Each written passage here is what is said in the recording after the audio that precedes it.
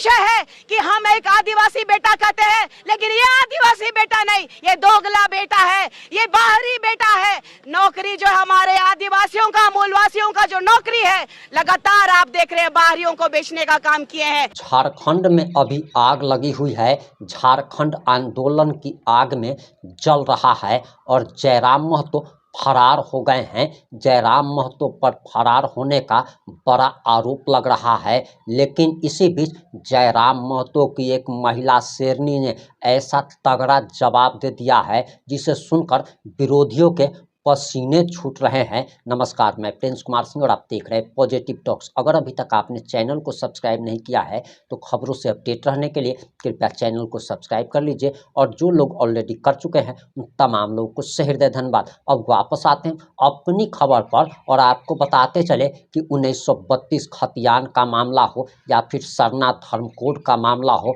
पूरा झारखंड इन दिनों आंदोलन की आग में जल रहा है। राजभवन के पास उग्र आंदोलन हो रहा है, पूरे झारखंड में आंदोलन हो रहा है और जयराम महतो झारखंड से बाहर हैं, अरुणाचल प्रदेश के दौरे पर है और इसी को लेकर विरोधी कह रहे हैं कि 1932 खतियान का वादा कर चुनाव जीतने वाले जयराम महतो को जब आंदोलन करने की बारी आई तब वह राज्य से फरार हो गए हैं। लेकिन उन विरोधियों को ये वीडियो पहुंचा दीजिएगा। और आपको बताते चले कि झारखंड के विधायकों का डेलीगेशन जो गया है अरुणाचल प्रदेश के दौरे पर, यह पूर्व निर्धारित था, यह पहले से निर्धारित किया गया था और सरकार के द्वारा, हेमंत सोरेन सरकार के द्वारा यह निर्धारित किया गया था कि कौन कौन सा विधायक इस डेलीगेशन में शामिल होने वाला है, अरुणाचल के दौरे पर जाने वाला है। और उसके बाद जयराम महतो अरुणाचल के दौरे पर गए हैं,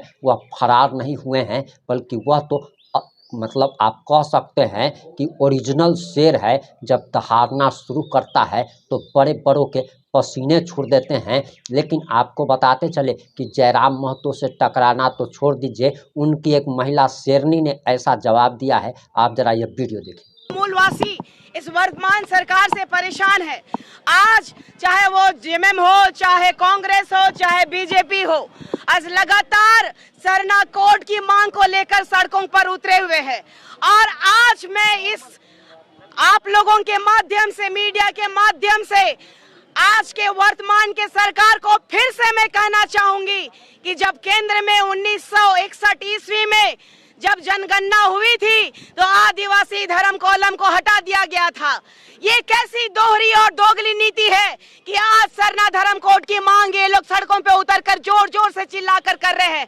1961 के जनगणना के बाद जब आदिवासी धर्म कॉलम हटा दिया गया था तो ऐसी कौन सी मजबूरी थी कांग्रेस के पास कि वो लोग विदेशी धर्म के, ईसाई धर्म को उन लोगों ने कॉलम देना जरूरी समझा। लेकिन आदिवासियों को दरकिनार करने का काम इसी कांग्रेस सरकार ने किया। और आज लगातार हम देख रहे हैं पूरे भारत में कि सबसे ज्यादा करप्शन हमारे झारखंड राज्य में है।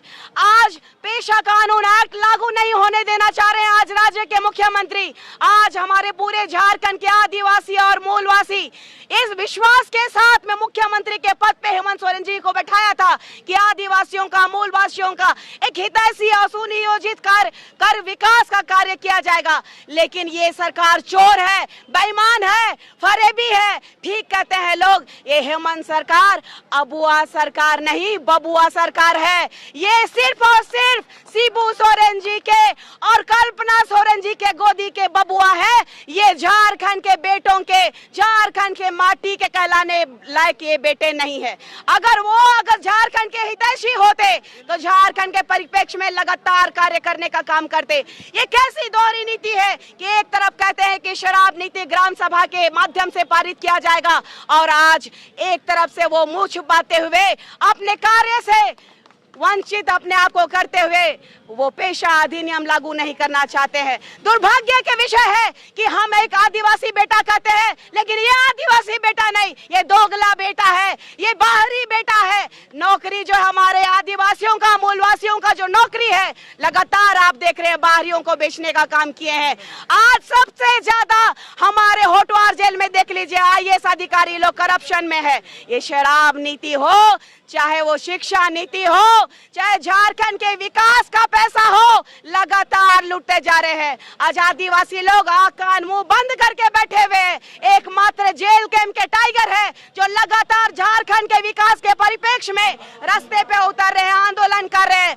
आज जेल कैंप के एक एक नेता संघर्ष कर रहा है कि कैसे झारखंड का विकास हो, कैसे 1932 का खतियान का लालच देकर आज हम आदिवासी मूलवासियों को ये वर्तमान सरकार ठगने का काम की है।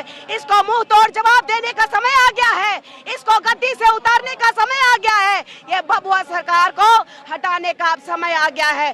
क्रांति जितना हमने करना है वो भी करेंगे, क्योंकि हमारे ये आदिवासियों का और मूलवासियों के पूर्वजों ने लड़ के ये झारखंड लिया है।